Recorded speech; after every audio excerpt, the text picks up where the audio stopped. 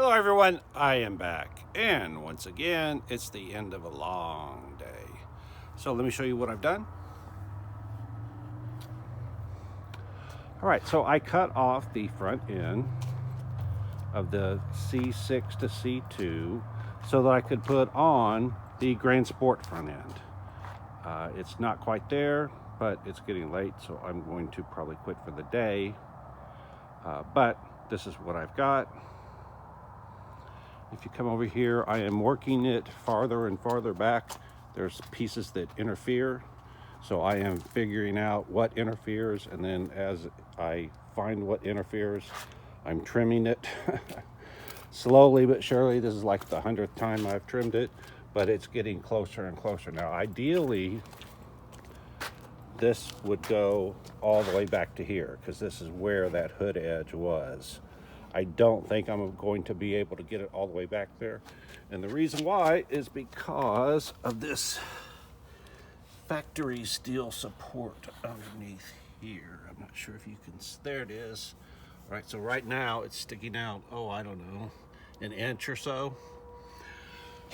What most people do is they cut that off, move it back several inches, and then weld it back on. I am trying to avoid doing that because that's going to be a lot of work on every car. I'm trying to figure out a way that I can do it without adding that extra step.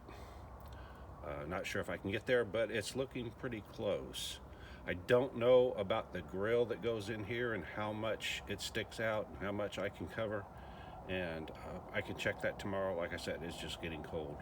So what I've got this clamp here holding the front end on, and then I am slowly squeezing it to work this back. The void that you see right here is where that turn signal is on the factory C2s. On the Grand Sports, they moved it over here, right there, to the grill area. All right, I might end up having to put a side marker light on there. We'll see. No big deal. They have small ones. Again, the question becomes whether that fender liner gets cut away and the tire gets exposed or not. Haven't decided on that yet. I would have put the hood on, but it wouldn't fit with the clamp in the way. Let's see what else.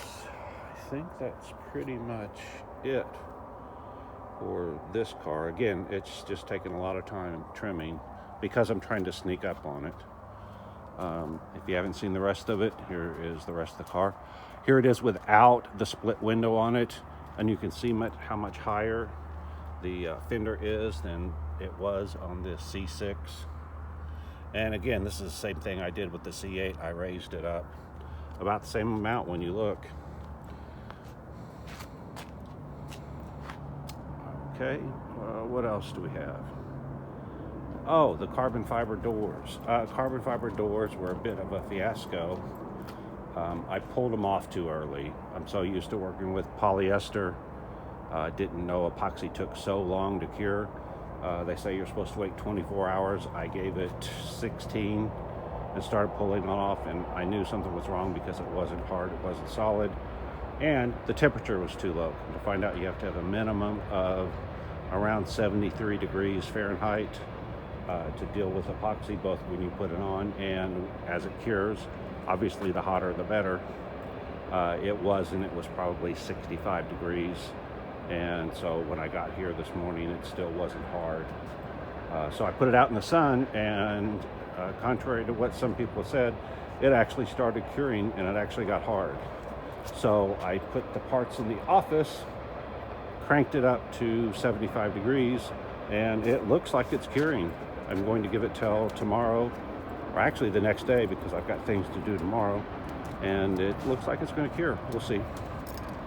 It does have a lot of air pockets, and it's got a dull finish, so what I'm going to do is scuff it up and then put another coat of epoxy on top of it, and then I think I can get it to shine and look nice. It won't be absolutely flat, but that could be fixed with sanding. Oh, one of the next issues is these silly mirrors. I've got to take them off, and I hate taking off the door panels to remove the mirrors, but it's going to happen at some point. Let's see.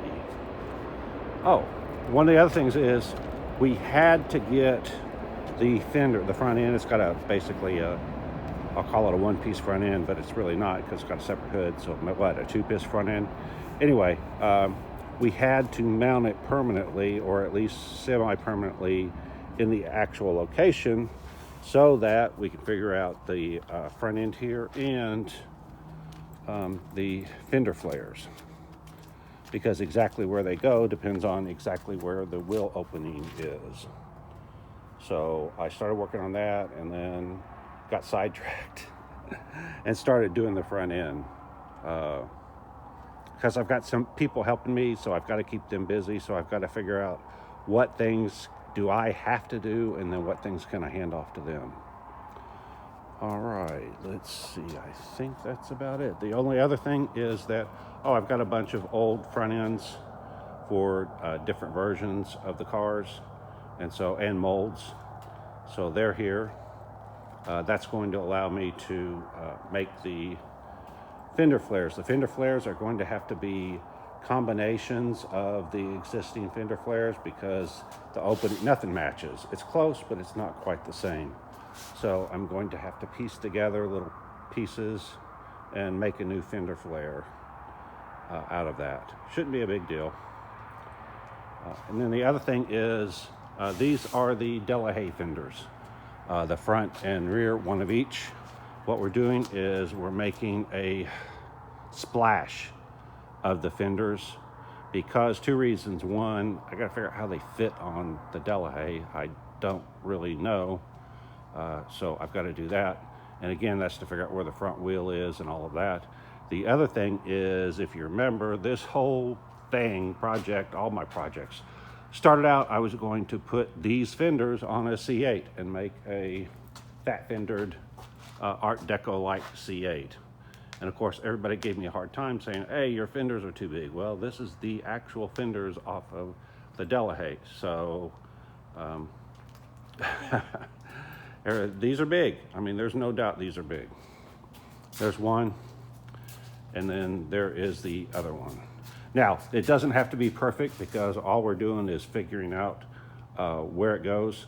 The reason I'm doing this is because the actual fenders under there are unbelievably thick and unbelievably heavy.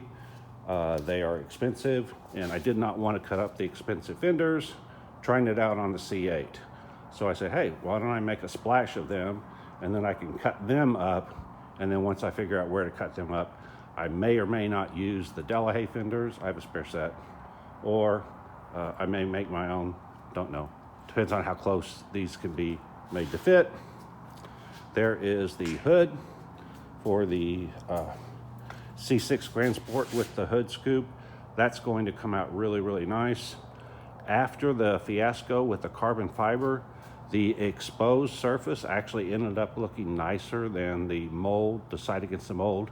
So what I'm thinking, I may go ahead and just bond that hood scoop onto the hood, then lay carbon fiber on top of that, and then epoxy that. And instead of making a mold, just go ahead and make the whole hood with the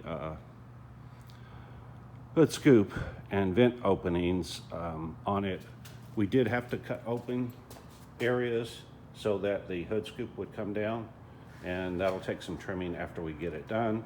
And of course, all of this relies on the underhood support from the factory C6 hood, which is there. So the idea is you take off the skin, it's bonded, so you take off that factory skin and then bond the new hood to that. Here is the Delahaye. It's on my list of things to check, to do. I just haven't had the time because I'm working on everything else. Let's see. So this is where the fenders will go. They'll go over here. One of them, obviously, the back one goes there. Front one goes there. The real reason for all this is I couldn't figure out where the front fenders go exactly, because they don't fit that frame. That frame was our best guess, and it was a wrong guess. And so I've got to get all of that put up so I can see, one, what's wrong with the frame, and two, where exactly does the front suspension go. Right now the frame is sitting on that front suspension wheels and tires, and the frame is sitting on the rear suspension wheels and tires, and they could move forward or back, whatever we need by modifying the frame. There is my one platform where I'm storing molds and other stuff, and then there's the other one way up there. The reason that's way up there is because this is the 5-axis mill. It's 6 feet by 12 feet, and it needs 10 feet 2 inches when it goes to its maximum height being milled. So this is probably higher than it needs to be, but I'd rather have it too high than obviously too low. Okay, I'm looking around, trying to get the place organized. There's my carbon fiber that we were using. All right, and we'll go ahead and go up front just to close the loop. And the thermostat was set high here, so it's rather chilly in the shop, but it's much nicer in here. And so these are the doors, carbon fiber doors. And this is what I was talking about. This is the back side, and it looks relatively nice. I mean, it's not absolutely flat or anything, but it wouldn't take a whole lot of sanding to get that flat. It has a nice gloss. You look at the other side, it's dull. It has a bunch of air pockets. So I'm thinking I can just lay the carbon fiber on top of the hood and the hood scoop. And if I can get to look anywhere close to this, I will be tickled pink. All right, there's my 2 compressors. Neither one works. That's another thing on my list when I get some chance.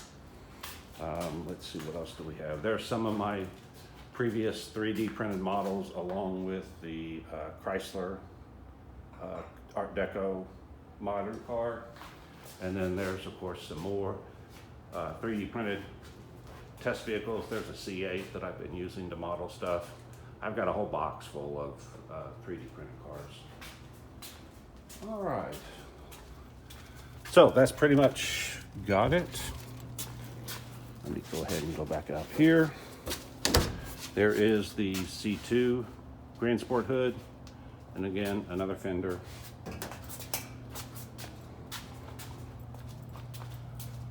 All right. I have plenty of fiberglass mat. All right, I think that's pretty much got it.